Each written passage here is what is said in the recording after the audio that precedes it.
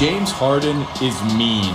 He knows Marcus Morris faces an impossible choice, and with one cruel glance toward Trevor Ariza on the wing, Harden freezes him. Another Houston pick and roll, another alley-oop.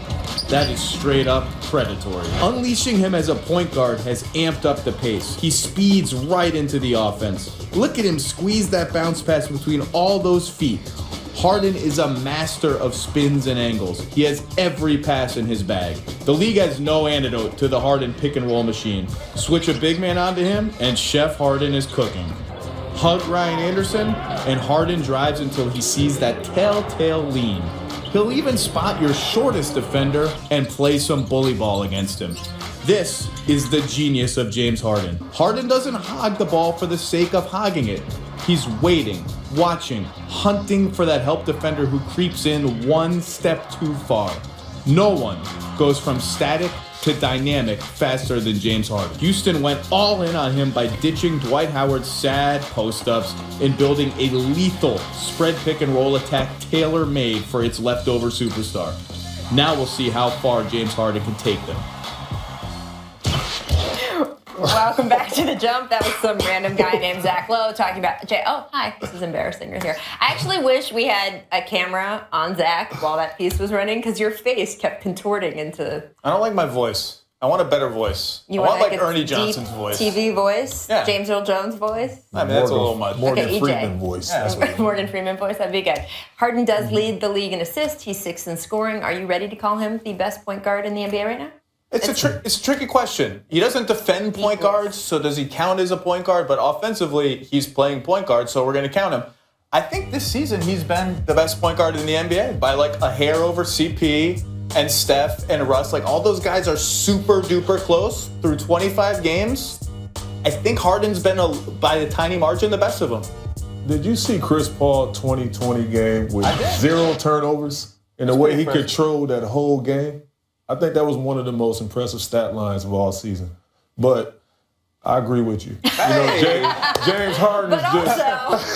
I mean, James Harden is balling right now, and he's distributing the ball and his player usage. I mean, he's been amazing. And I talked to Gilbert about it this summer, Gilbert Arenas, and I said, what player right now active reminds you most of yourself? And he said, James Harden. I would have thought Dame Dot. Right. Or Steph Curry with the shots and turning around, but... He said James Harden. That's pretty good. And he's engaged more. I mean, you played with James. He needs to be mentally engaged to be able to, the defense, to be able to do all the other parts of the game. And you can tell that he's having so much fun in this offense that he is more engaged in the defense. He's not going to win Defensive Player of the Year. But the fact that he seems to be paying attention more often, he's not letting guys walk by him in the same way that they did last year. You have to at least give him some credit for improvement there. I mean, we certainly gave him a hard time last season. Yeah, James Harden can be a good defensive player. At the he has to carry such a huge load. He's doing everything on offense. It's hard to do both. He's just got to be average, and he's been fine. He's been average, maybe a little worse, but close. You can't let it go. I like what I'm seeing. See, there you He's go. playing good basketball. Yeah. There you go. Let's move on to another player Zach has seen a lot of recently, Rudy Gobert. The Jazz won 4 of their last 5 games. They've lured Zach down to Utah. They spent like a week there with promises of sharing Forrest Diaz's espresso supply. Yeah. It was really magic for you down there in Salt Lake I like City. Utah. You were tweeted the following while you were there. Biggest thing that jumps out watching the Jazz all week in person, even more than on TV, Rudy Gobert got awesome, playing with such force. Is the best big man no one's talking about? Why are only you talking about him? Everyone Is it the espresso? People should be talking about Rudy Gobert. He's really good. Like the Jazz people say, you never know with the 7-footer, right? Do they love the game? Are they going to work? This guy loves the game. He works and works and works. His hands, you're going to see here, his hands are much better looking. That's tough for a 7-footer lefty offhand to do that. He's sealing people in the post and getting little dunks out of it. That won a game in Phoenix, that dunk right there. He's shooting 67%. He leads the league in field goal percentage. And he's shooting like 70% at the line. And when a big man shoots better at the line, they get more confident. Like something happened to that guy over the summer. He's made a big leap. I think he's not going unnoticed. I think if you look in the NBA circle, everyone knows when they go to Salt Lake City or if they come to town, Utah Jazz coming to town, that guy's a force in the middle, and he's a force to be reckoned with. Where is Utah right now? Because we had them on the cusp of something for, 3 years now? Yeah. What would you feel like they're... They're on the cusp of something. They hopped over that cusp. Well, if half their team is injured all the time, if the whole team could actually play, we might have some idea. Part of basketball, right? It's impressive that they're 15-10. I think they're 15-10 with all the injuries they had. That's impressive. Let's just see what the team is. Right. I mean, you playoff buy in team. on them? Is this the year? I think they're a playoff team. Being 15-10 and having Hayward come back and look as good as he's looked. I think they're on the cusp of doing what we all envisioned them doing. Finally. Boom. All right, going to take a quick break, but first let's look at our distant replay from this date in 2000. The Nets extending their lead here in the third, up by 21.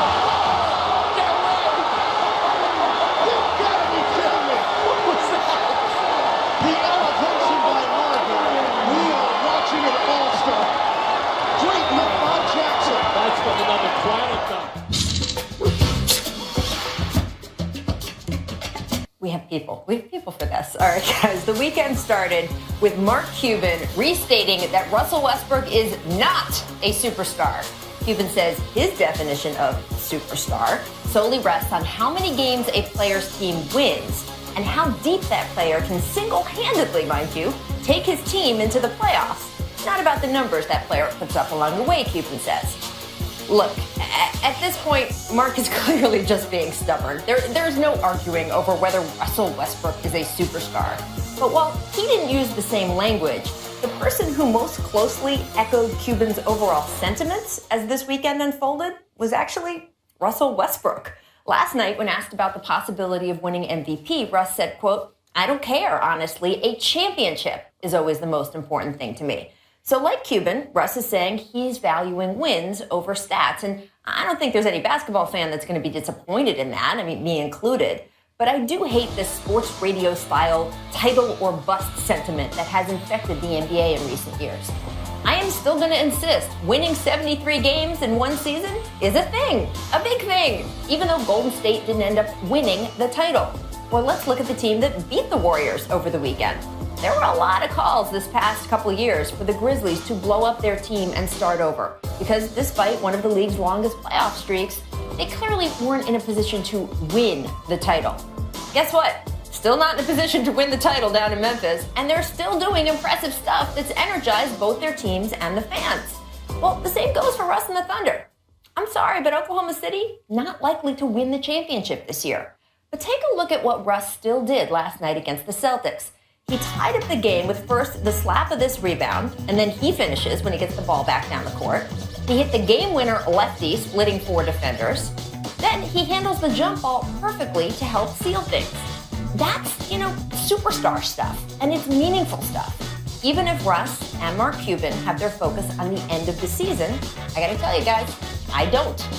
What about you? Do you guys feel championship, that's it, that's all that matters? Have you seen that rise in the league over the recent years? I have seen that, and the discussion is just like KD going to Golden State. He's going because he want to secure a championship, and that's his best chance.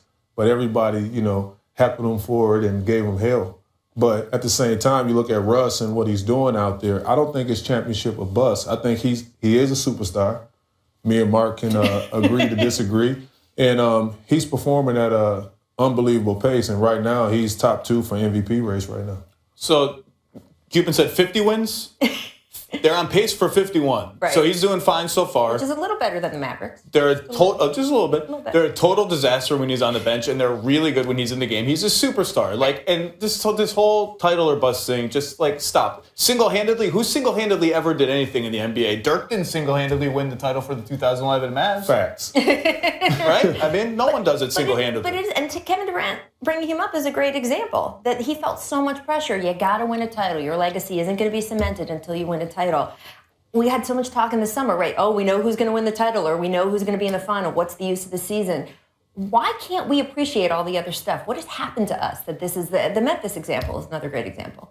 I mean, look. You've talked about Memphis and whether they should stop or start or what they should do. Memphis is awesome. Marc Gasol, my favorite player in the league, just won Player of the Week. They're great. But I don't know why we do this. I mean, we don't. When players retire, that sort of phase, right? No one sees John Stockton on the street and says, "You didn't win a title. You stink. Title or bust." People do, though. Nobody does that to John Stockton. No, I think we embrace and respect the legacy of the greats, and Russ is on the pace of being a great player. he is right now, and his legacy is secure, and I love what he's doing, and keep up the good work. If they don't win 50, would you still vote for him for MVP? That's kind of I didn't say I'm voting for him now. He's in the top 3 for sure. I mean, if they win 49 versus 51, should it really affect your vote? Now I'm trying to debate if I should ask you for your MVP now or wait until we get to the James Harden segment later. You can wait until the next because I know what's happening. Let's talk about the game Zach did go to last night. The Lakers fell to the Knicks. Their 6th straight loss. LA hasn't been above 500 since November 30th. And it's funny, at the start of the season, we never would have set 500 as the standard for this young team. But they got off to such a strong start. Everyone raised their expectations, including, by the way, the Lakers themselves. Some of the players were even talking postseason week 2 into the season, which was interesting. Karan, do you think all those expectations, both external and internal, got to be a little bit too weighty for this team? I don't think so. I think you got to have high expectations going in when you got a young nucleus and a young core. And a new coach, trying to change the energy around there, post Kobe. You want to, have some momentum going forward, and you want them to think win, win, win. But, you lose some of your key guys, and D'Angelo Russell, Nick Young, and you're trying to fill that void. So for them to lose a few games here and there, I don't think the expectations should be the same. I think they should just continue to move forward and try to win games. But, 500 at best is what I had them at. The fact that we're on television talking about Nick Young as a key loss for the Los Angeles Lakers is the biggest story of the season. Like, they're fine. They were 10-10. They were outperforming. He looked decent last night. He's good. Nick Young's had a great. I don't know what Luke Walton did to Nick Young, but it worked. They were never quite as good as a 500 team. They were 27th in defense when they were 10-10. They're last now. But it doesn't even matter. It's the culture change that matters. The young guys are happy. They're playing well. They're playing together. Like, that matters. But I'm interested in how they do in this next phase. And they're about to leave on a road trip, which obviously kind of can solidify team chemistry. They were, for the last 2 weeks, playing with all of a sudden people walking into that building across the street and saying, I could see the Lakers win tonight. And I felt like you could see it on some of the players' faces, that all of a sudden they weren't just out there having fun. They felt the pressure to do things, and maybe they wanted the ball from each other in a different way than they did before they had any other expectations. Learning to handle that when people think you can win, that's a thing, right? And I haven't seen that yet from the Lakers. I'm curious if it happens on this road trip. Well, I hope so. And I think they got a great start. I think they start with Sacramento tonight. So that'll be a great opportunity for them to build some momentum. Wow. And, you used to play for that team, Yeah, definitely. I mean, it's going to be a great opportunity. I think DeMarcus Cousins may have other things in mind, but, it'll be a great chance. Wow. They'll be fine. Lakers are fine. This is all gravy going forward. And they're only 3 games out of the playoffs. It's not that far. Well, I mean, there's a lot of teams. The Phoenix Suns didn't you and Earl Watson have a conversation about how they've lost a few games since then? Exactly. On to the collective bargaining agreement. The two sides were hoping to reach an extension before this Thursday's opt-out deadline, but Players Association Vice President Carmelo Anthony told our Ramona Shelburne that he is, quote, skeptical of something getting done and that it would take, quote, a miracle to happen. Now, other sources have been more optimistic, but ESPN's Mark Stein reports the issue is licensing, the use of player likenesses. Zach, how concerned are you about all this? Not super concerned. The opt-out date is December 15th, so it's coming up, but that's sort of a fake deadline, right? It's not a real deadline. They can still negotiate after that. I just have a hard time believing that a year of optimism and like almost to the finish line progress is going to be undone by what's not a tiny issue, but it's not a big issue. It's a solvable issue, and everyone is still like at least cautiously optimistic. Everyone involved in the process, so I'm not that worried. How do players feel about it? I'm not worried at all either, and I think the key words that need to be thrown out is fair and partnership. And I think if they go in with that objective, I think everything will be fine. The thing, though, is that if they don't reach this, if they don't beat this Thursday deadline, it's not that it's just, they've got more time to negotiate. It changes what the negotiation is. If they do it before Thursday, then this is an extension of the current CBA. And the small issues that they've been working on, those change, but the general CBA stays intact. Once they hit Thursday, if sides opt out, which they would be expected to if we hit Thursday, then it's a whole new CBA. Then they're, quote, starting from scratch. And yes, they can work through the framework of what they've had for the last 6 months or a year, as you've said. But then players like, hey, we've been talking about marijuana use, right, legally, recently. We've been talking about scheduling recently. All those issues that might not have been at the front of the negotiations, once you rip the whole thing up, those are a lot more points of discussion, and then you start having the cold sweats about maybe another lockout. Doesn't worry me. I mean, they've been talking about all You have that no stuff. sweats. Front burner, back burner, whatever burner they've been on. All those issues have been brought up to some degree in the talks. Like, they've already been talking about the broader CBA, and it kind of agreed that the general structure is going to stay the same. So I don't really, it doesn't really worry me. Bargaining tactic by Melo to push everybody to make it by Thursday? You got great business individuals in the players. Chris Paul, LeBron James, Dwayne Wade is going to have a hand in it. I think the game is at an all-time high right now, and no one want to have the stoppage. Not or gonna no kill the hiccups. Golden Goose. No, don't kill it.